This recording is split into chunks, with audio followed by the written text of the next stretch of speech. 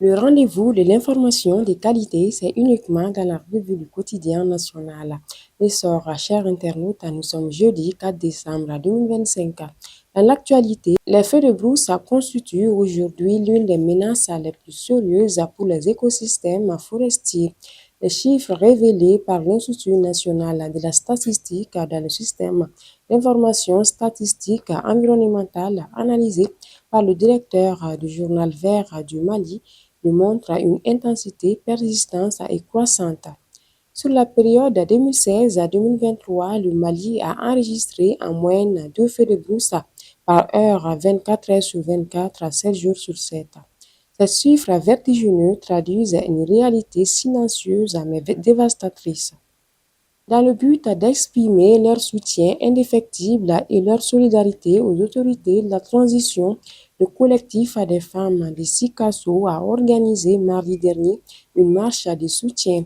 Partie devant la mairie de la commune urbaine de Sikasso, passant par le rond-point du Grand Marché jusqu'au gouvernorat, la marche a mobilisé une foule importante. Des centaines de Sikassois ont répondu à l'appel.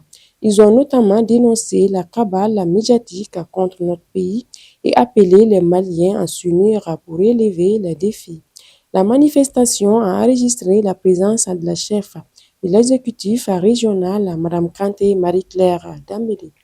La deuxième édition du festival international Chant des Linguères se tiendra au CICB du 10 au 12 décembre prochain à l'initiative de la promotrice du festival, l'artiste sénégalaise Koumaga Olusek, arrivée à Bamako le 1er décembre dernier, a-t-on appris de son entourage. Des artistes comme Mariamba Larare, Djeneba Sek et Delphine Moukoro du Mali prendront part à cette édition.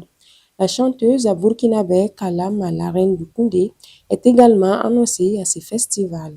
Fait divers, le commissariat de police de Yirimadio vient de mettre fin aux agissements de 2 malfrats qui perturbaient la tranquillité des citoyens dans certains quartiers de la commune 6 du district de Bamako.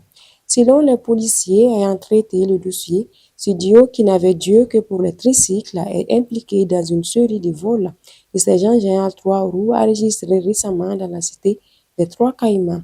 Leurs dossiers ont été diligentés et ils ont été placés sous mandat de dépôt. Sport. À l'image d'Ibrahima Sissoko, le week-end dernier a été faste pour les Maliens d'Europe. Le milieu de terrain de Bochum en Allemagne s'est distingué en signant un doublé retentissant samedi dernier face à Greuther Fürth battu 3-0 lors de la 14e journée.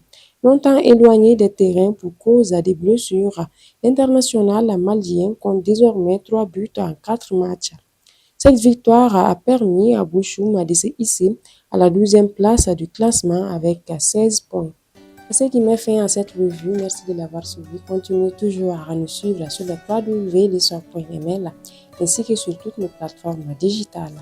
Au revoir.